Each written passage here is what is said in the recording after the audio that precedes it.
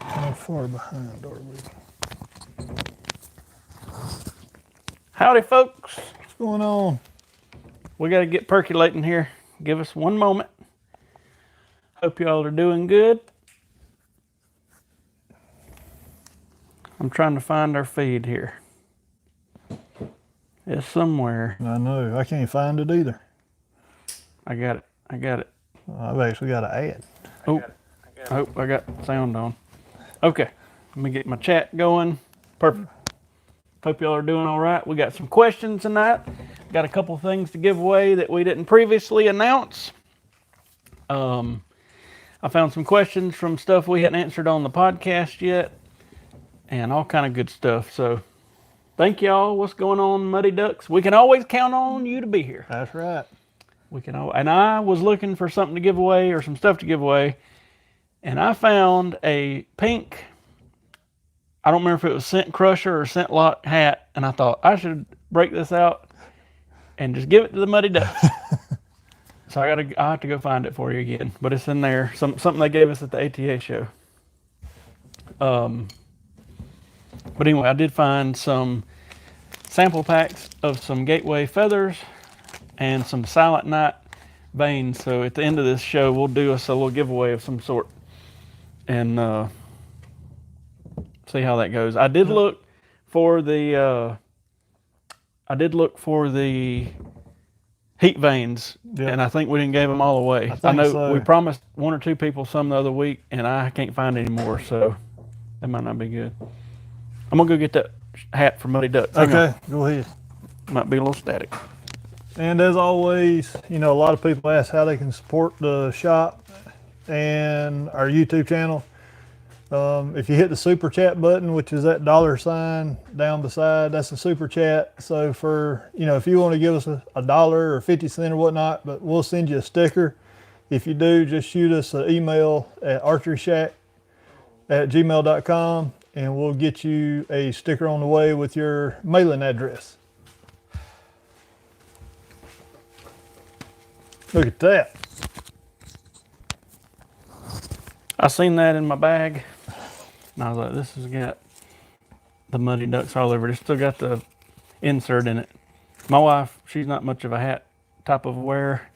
It's one of them, I guess what do you call it? Not weathered.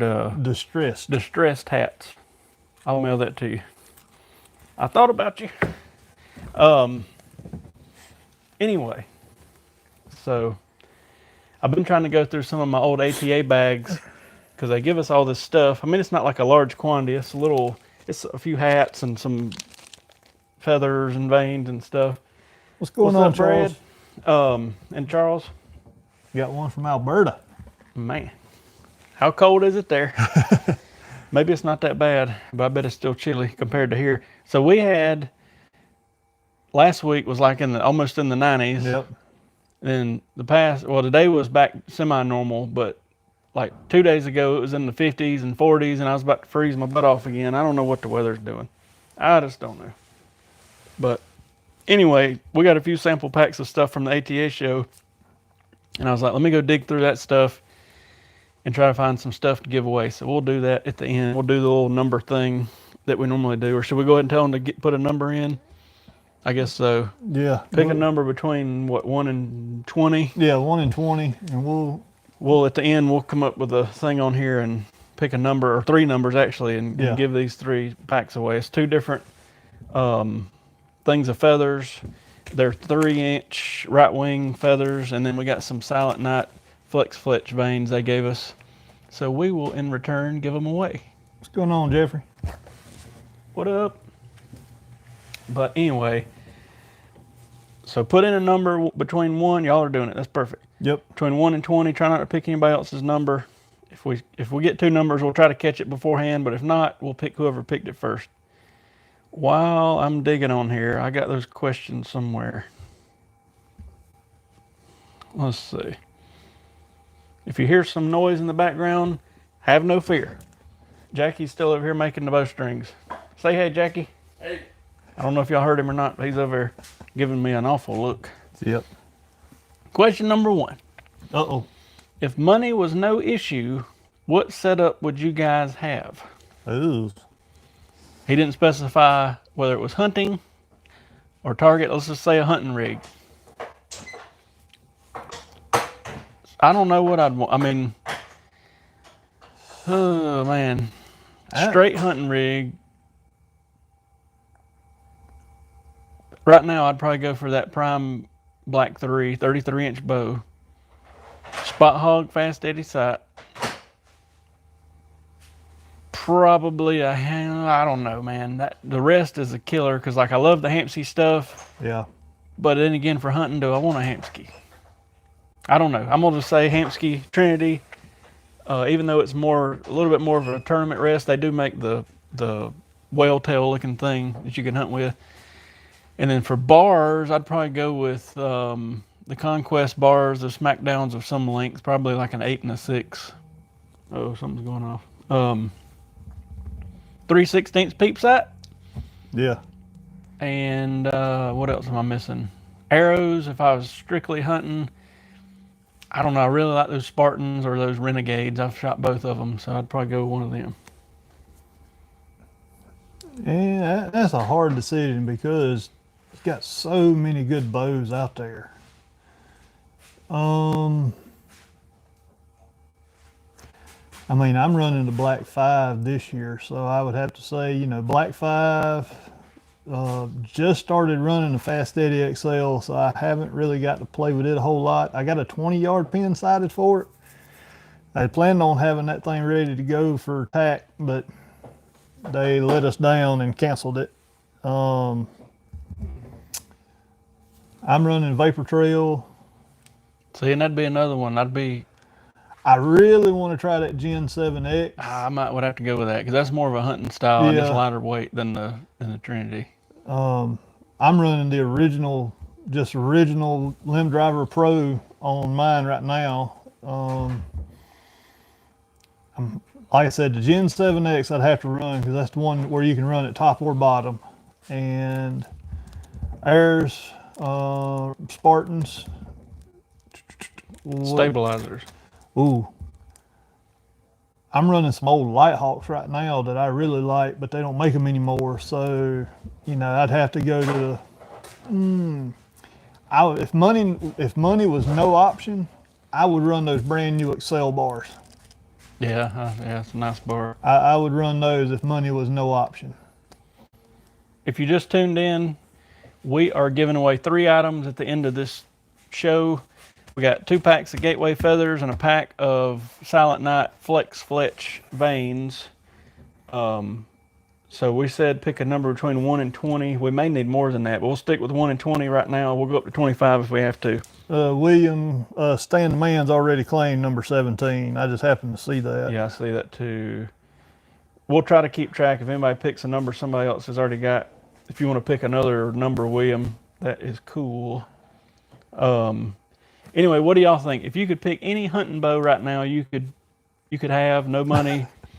Money's not a option. What would you pick? I'm just curious to know. There's really not a bad choice out there. You know what I mean? We picked the Prime, and that's just because I'm familiar with Prime. Matthews has got nice stuff. PSC's got nice stuff. Bear's got nice stuff. That's a hard decision because the top 3 that I would put in there would be that new I'd have to go with the 31.5 on the VXR. Yeah. Then I would go, you know, if I say the top 3, money's no option, I'd say the VXR 31.5, the Prime Black 5, just because I like it a little bit longer axle to axle. And I hate to say it, but I would really like to see that Knock On Nation bow from PSC. Yeah. TJ, don't you have the Excel AccuTouch Carbon Pro single pin? I sure do. Richard just got him one. You will love it. Yeah.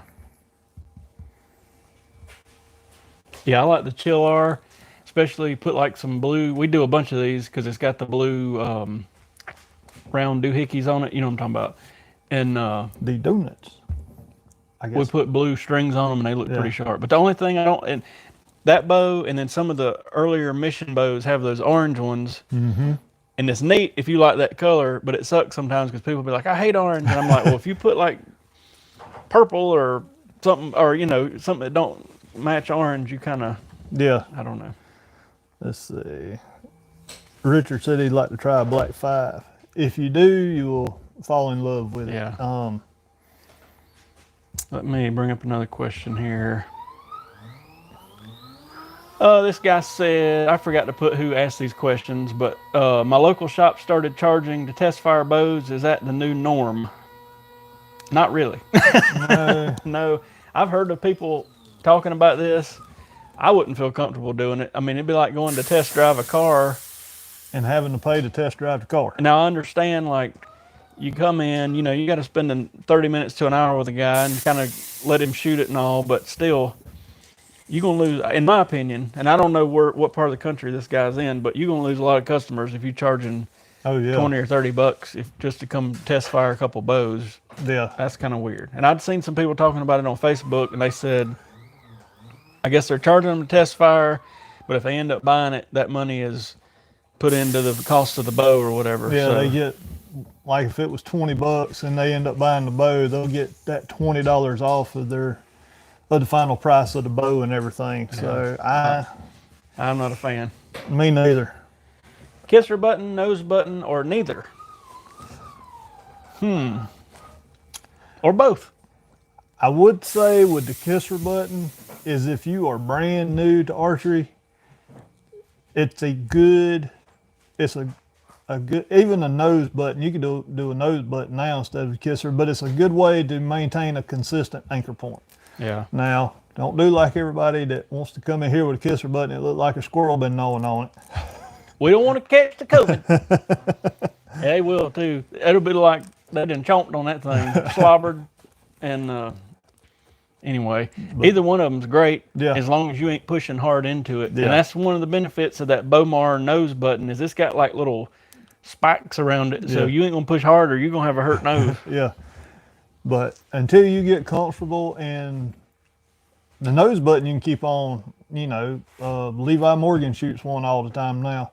But a kisser button, I would just leave it on just until you can repeat that same anchor point. Then I would probably get away from it. And the reason he's saying this is we see a lot of people come in and they'll put a lot of pressure on that kisser button and it'll give them left and right issues, and they don't know why they're getting left and right issues. And you watch them, you know, and you pull a string back, touch somebody's string at full draw, there's hardly any tension on it. So just the slightest left-right movement is going to push that arrow left to right. So that's pretty much it. Mm-hmm. Yeah, and I'll tell you what I use for a kisser button. I'll use one of those old school eliminator buttons, the little rubber thing, because I just barely want to feel it, but I don't want to like dig it into my whatever. So I'll put it there so I feel it. And I've seen people use them as nose buttons too. And people have used just an old piece of serving and tied like a couple, 2, 3, 4 granny knots. I've done that before. You know, just something to as a reference. As a reference point. Let's see. Maybe I'll tell you the funniest well, he don't use a kisser button, but it makes me think of a kisser button. Old Jacob Marlowe. Head sucker draws back, and he looks like he's a dang beaver. He's got some sort of a tooth stuck out going on there. Anyway. But, you know, there's different ways that you could, you know, the eliminator button would be awesome, because you could actually, you know, if you put it as a kisser and you're like, well, I want to try it as a nose button, all you got to do is just slide it up the string, and, you know, you don't have to start untying serving or anything like that. So, best kids bow. I wish they said how old. Yeah. Let's start with small kid, like smaller kid, not like 3, but like 6 or 7 or 8. I'm going to go with the Bear Royale. Yeah. I think you might, well, there's 3 we always mention. It's usually really 4 maybe. The Bear Royale, the Diamond Infinite Edge, the Diamond SB1, and then you got to throw Mission in there. Yeah. All those have some super adjustable stuff. Yeah.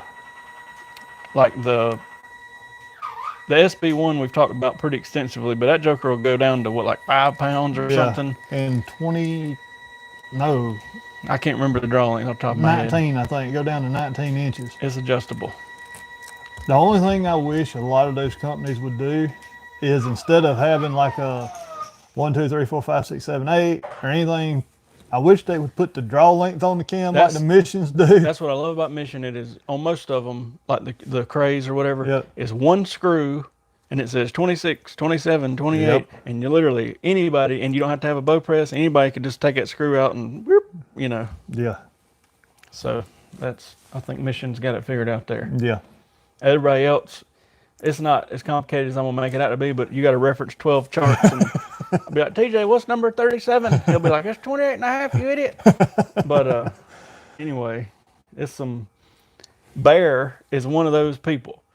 When the Bear rep came in, and we love Bear bows, and they do good, but he brought us a manual. Oh, we got a binder back here with. It's like, you want it on this let off at this draw length, you got to hold your arm. And I mean, I was like, this is going to be complicated. The sun, moon, and stars got to line up just right. And easiest way to film my bow hunt. You got a couple options. Trying to think of the cheapest first, and it's probably going to be either. So if you get a GoPro, you can easily mount it on your stabilizer, but it don't zoom. Mm-hmm. So that's sort of a limitation. Although if you got some apps on your phone, you can sort of zoom it in before it starts getting pixelated. That may be the easiest. I don't know. Yeah. You can go to Walmart and get a $200 camcorder and an arm. I mean, I've seen arms as cheap as $20 and $30 on Amazon. The only problem with that is you got to kind of predict where it's going to need to be when you make the shot, but it will zoom in. Not that great in low light. Tacticam has now got the ones that zoom, but I have to say the ones I've seen, and they got some stabilization, but the ones I see, you know, they make the shot and then all of a sudden it goes all over the place because you're moving your bow around. So, and then of course, like if you spent like $1,000, you could get a high-end Campbell, like a A7S or something in Sony, and it's good in low light and all this stuff. But if I was just going the El Cheapo route, I'd probably just go get an old Handycam Sony for $200 or $300 and an arm and screw it in the tree. I've done that before, and just try to guesstimate the deer's probably going to be here when I go to shoot it, you know, and get it angled and turned on and rock and roll. Again, if it's kind of almost dark though, it's going to be kind of sketchy. I went to Hammerick's and bought one of their as seen on TV $35 ones, and it come with so many mounts in it. And it had one that, you know, I could put on my stabilizer. And as far as video wise, I mean, I can't zoom in or anything, but if it's within what, 20 yards and in, you know, 20 and in, it had some pretty good pictures or video. And I mean, I was shooting out 50 yards with it, and you know, I wanted to see how bad it was going to kind of jump with the stabilization, but it actually, even the shot, it didn't bounce around a whole lot. So for $35, the only bad thing is you got to buy an SD card for it to record, or it won't record on the internal memory. Probably the coolest footage I've seen, and this would also require a little bit of money, but a buddy of ours took about 3 or 4 GoPros, guesstimated where the deer was going to be if he shot one, staked them in the ground, and then you can either get a GoPro remote, and I bought one, and I think it'll go out to 200 or 300 feet, or if you're within like 50 feet, I think you can control it off your phone. But anyway, so he puts out all these GoPros on the ground, turns all the beepers and stuff off, so when the deer comes out, he fires them all up, has a GoPro on him, so he got him shooting from above, and then he figured out which GoPro caught the deer and then cut to that one. And that was pretty neat. But again, you'd have to have $1,000 of GoPros. So I don't know. I've wondered about some of them cheaper video, like the one TJ's got. How much you pay for it? $35. Yeah. I bought some GoPros for when we go to these shoots and I record them, but I've wondered about some of these cheaper ones and how they work.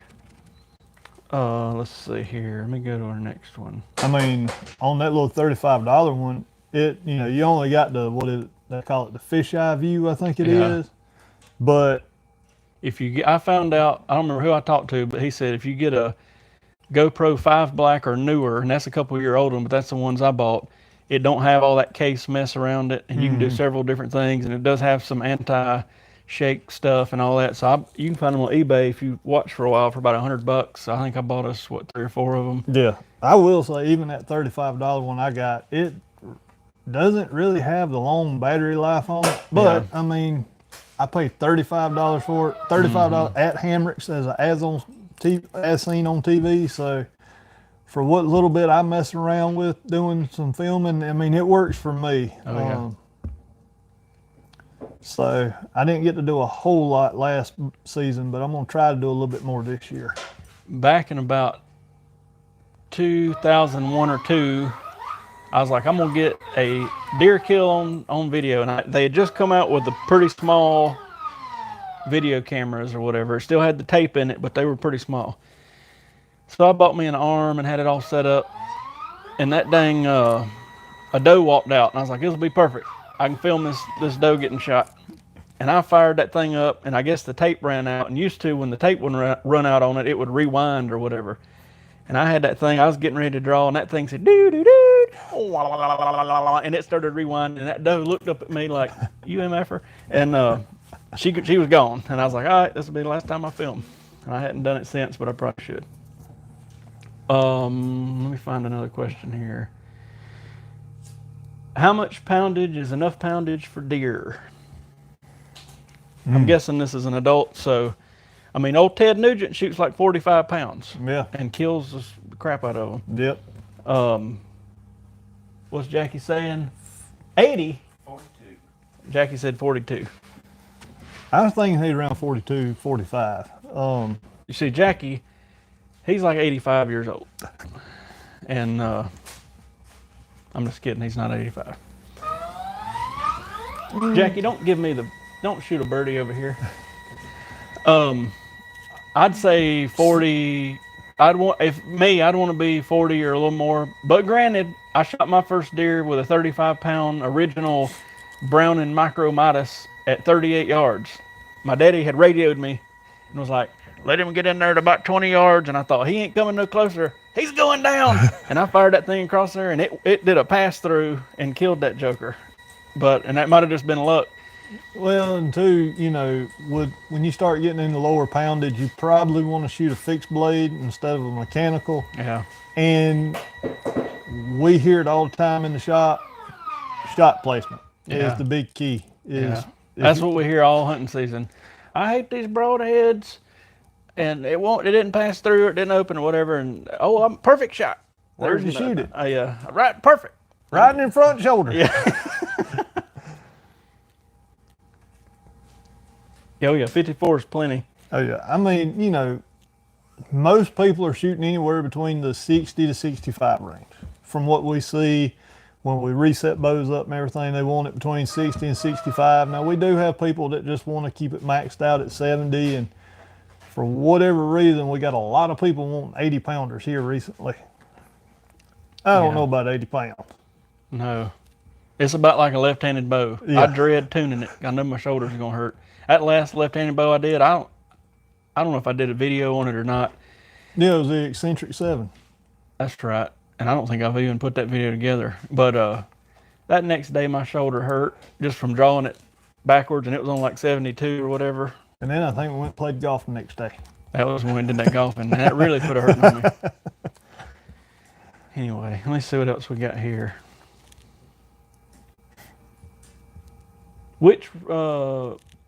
Which cord is best to replace my QAD cord? And that is QAD offers a QAD cord, and I think it's like $10. That's too much money. The BCY number 23 loop material is a thinner loop. It'll work perfect for a QAD. I don't think the videos come out, but I talked about it on some video we recorded in the last week. I was trying to knock out a bunch of bows on videos, so I got like 5 of them. I hadn't put the video together yet. But QAD number 23, you can get it any color from Lancaster. It's like $1 a foot or something. It's not a bunch of money. Not QAD, but BCY. BCY, you know what I'm saying. They know what I'm saying. I done lost my whole feed here. Uh-oh. I'm back. No, you don't need much weight for a whitetail. No. If I was having to make a longer shot, out west, or if I was shooting a hippo or something, you know, I'd probably bow up a little bit more. But Yeah, I'd probably be looking at the 80, 90 pound range. I mean, I remember when I first started playing with bows were shooting 170, 180, 190 feet per second, and that was a decent average speed, and people were killing deer fine, you know. But William said, did you send those heat vanes? I didn't. I mentioned this before, I think it's before you got on here.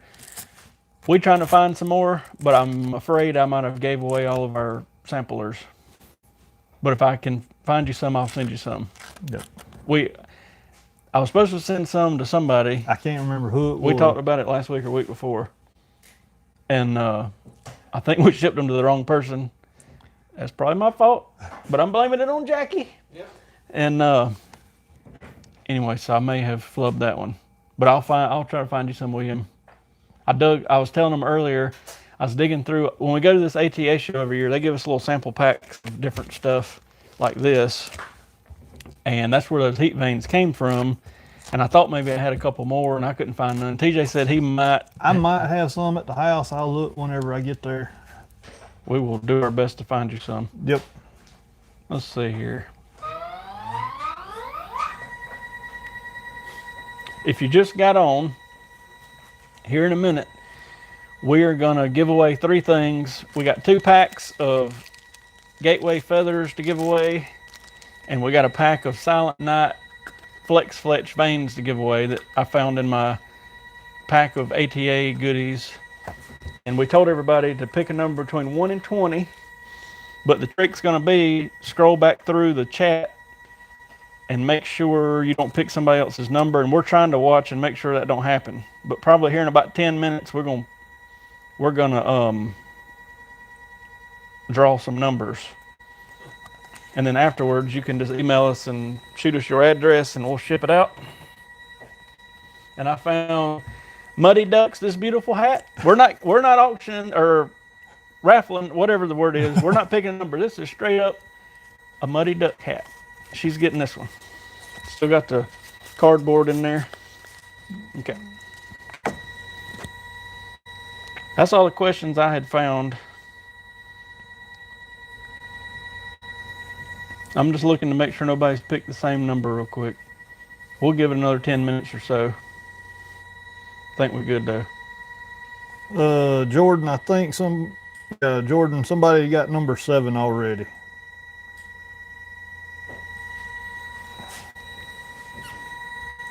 Oh, message retracted. I didn't know you could do that. It said, Yeah, he picked number 7, and I can't remember who got it. I just looked. a couple of y'all got t-shirts last week, and we ordered the t-shirts. They'll probably go out. They're supposed to be here, I think, Saturday, and then my wife's got to do them and all that stuff. We had them. TJ had one on last week, but there's a link in the Description. There's a link in the description if you want one. It's a lime green t-shirt with the logo front and back. And if I've said it last week, if anybody knows of a place to get decently priced, cheap blank t-shirts, let me know, because I have yet to find any where I can just buy a couple, not buy like 200 of them. I'm gonna run over here and grab the computer and What's get up, it going. Jeff? We can probably do it on the phone. That's true. We'll just do it on the phone. Jeff, we're giving away some vanes and feathers. If you want to pick a number here in a minute. Let's see here. I'm trying to make sure nobody's picking the same number. One of our first questions was, if you could pick any bow, price wasn't a problem, which bow would you pick? I'm curious to know what y'all, some people already commented, but I'm curious to know what y'all would go with.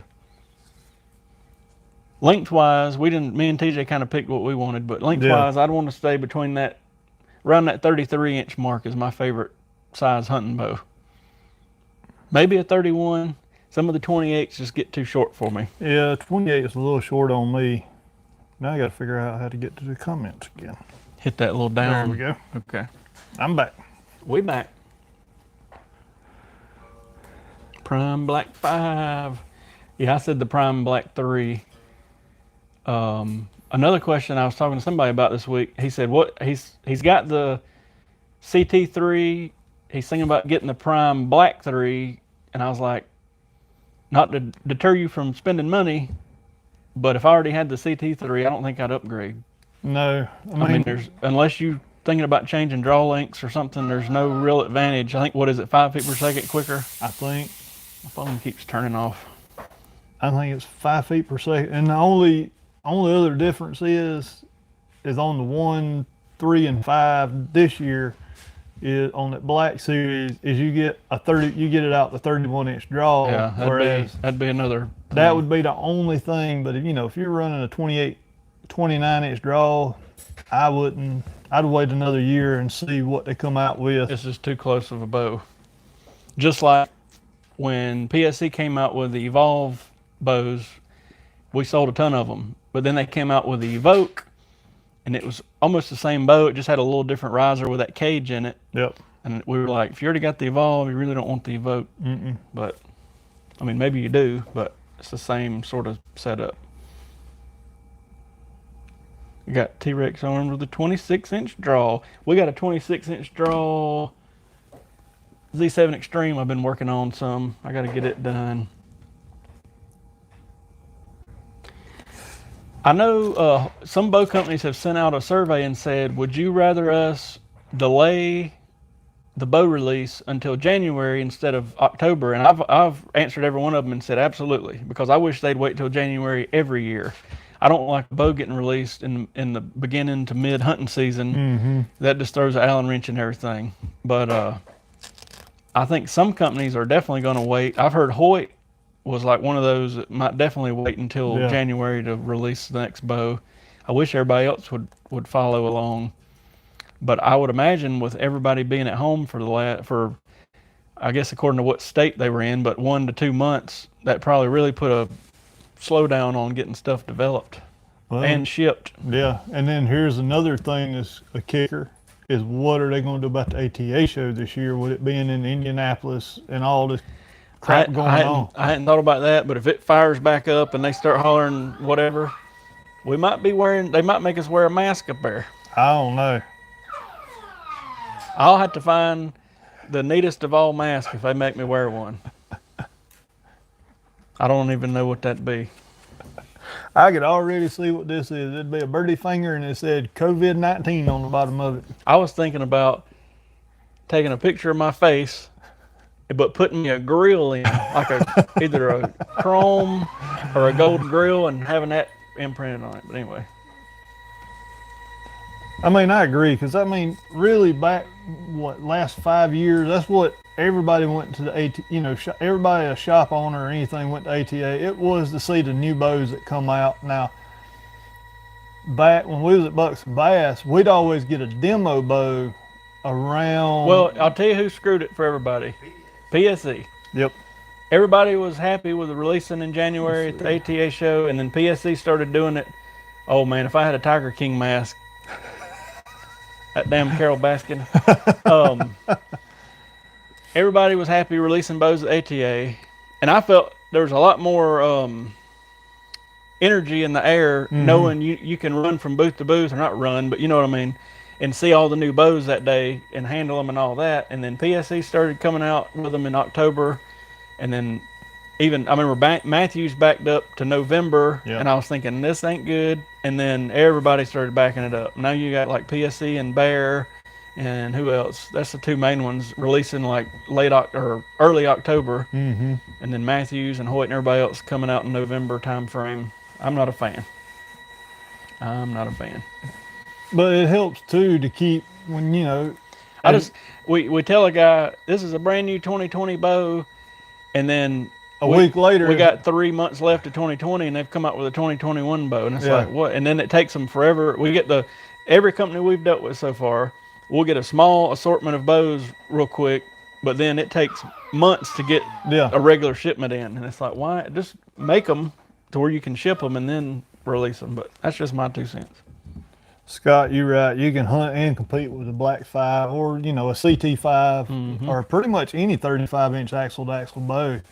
I wonder if Tiger King has ever shot a bow. I would imagine he has.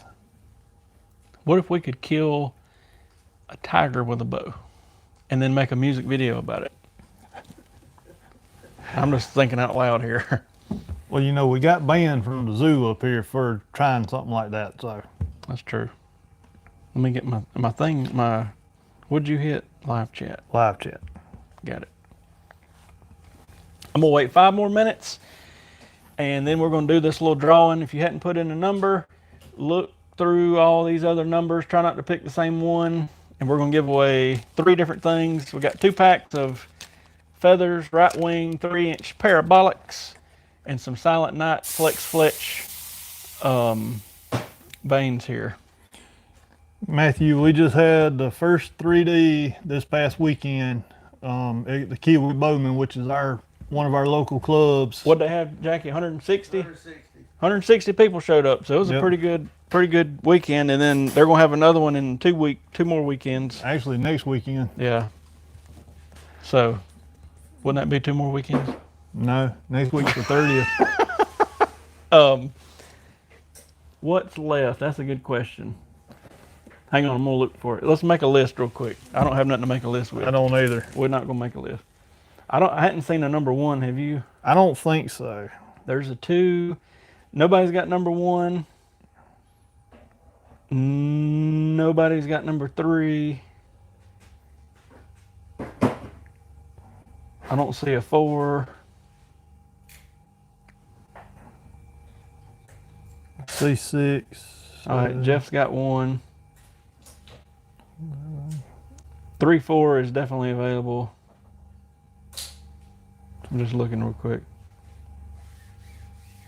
Was it crowded when you shot Kiwi? I wanted to go, but my wife had to work and I had to do the whole babysitting thing and all that good stuff. But was it crowded at Kiwi on Saturday, Scott? We sell honestly just the regular old razor cut Grim Reaper, the most of those. Behind it, I think, is the Whitetail Special, the 2-inch cut. And then behind that, you probably get into the Fatal Steel stuff. But just the regular old razor tip is what we sell the most of. I don't know why my phone won't stay on. Yeah, I think I run just a regular old Grim Reaper razor cut. And I'm trying to think, didn't they make, it might be the Whitetail Special, but it was called something else before they renamed it, I think. I've shot it and had good luck with it. Jordan, the X99, and so here's a brief string material something. So you got 452, 454. 454 is the newer material. In a strand of material, most anything newer has got Dyneema and Vectran in it. The Vectran is what makes it not stretch. The Dyneema is what makes it really not fuzz up as much, I guess is the way to put it. Now you can get 100% Dyneema string, and that is mercury, but you put that in heat and you will see a little bit of movement. So if you look at the Dyneema, the 452 has got what they call SK75, which is an older Dyneema. It's been out for a while. The newest, most refined Dyneema is SK99. So they put the 99 in the regular 452 mix and came out with 454, and it works good. It's the 452, 454 has got a lot more Vectran in it than the 99, so it don't stretch as bad, but you may see it fuzz up quicker. The 99 has got a 20% Vectran in it, and to me, it's the best all-around stuff. Yeah. If I was going to be in a super, like out, I don't know where, in the desert or something, I might still go with 454 or 452. But from what we saw, that X99 from BCY, that material is solid. It don't really move. Around here, at least, we get some pretty good heat and humidity. Yeah. First of all, I need to clean the shop up. But second of all, I need to give y'all like a shop tour one day and show you some of the process, because we got like a wall of pneumatic cylinders that puts 400 pounds on them. And then there's some over here at TJ where he lays them out. So like we lay them out on a jig, stretch them untwisted, twist them under 400 pounds, stretch them, serve them under 400 pounds, and then stretch them again, and then measure them. You got to measure them under 100 pounds because that's the factory standard or whatever. But once you do all that, well, you don't see much movement whatsoever. And then So then you got Mercury and the old 8190F, and it was 100% Vectran, and even the regular 8190, but it would move a little bit. I like it because it don't fray up at all, but we don't do a whole lot of it anymore just because people are worried about getting it in the heat and it moving a little bit. And when I say it moves a little bit, I'm talking a teeny bit, not like a rubber band moving, but some of the older materials, the Dynaflight 97, 8125, this is stuff that came out in the 90s and 2000s. It will really stretch like a rubber band. We can put it, we still make crossbow strings out of the Dynaflight 97, but if somebody wants a string out of it, which is rare, we can put it on the stretcher and it might move 3/8 of an inch on the string, where the 99 or the 454, it don't move like a 30-second, so maybe that sort of answers that. Brad asked, any luck with the Pro Head from Grim Reaper? I don't think I've run it before. I hadn't shot it. It was more crowd number, not too bad. I hadn't shot it, so I can't really give an honest opinion. A couple people I halfway know that got it, I didn't hear feedback from. Just reopened. Let's do our giveaway. So, real that quick. Sucks, Richard. Did you see what he said about that? Man, that's crazy. If you just got on, we having people pick a number between 1 and 20. If you're gonna pick a number, look real quick back through the comments and make sure you don't pick somebody else's number. We're gonna do 3 giveaways. We got 2 packs of feathers and some Silent Night Flex Fletch vanes. Can you get on that? Or I can probably just do it here. You keep watching the chat. I've got it pulled up. Oh, you do? Okay. Yeah, all I gotta do is go here. Okay, TJ's got the, let me get back on the chat.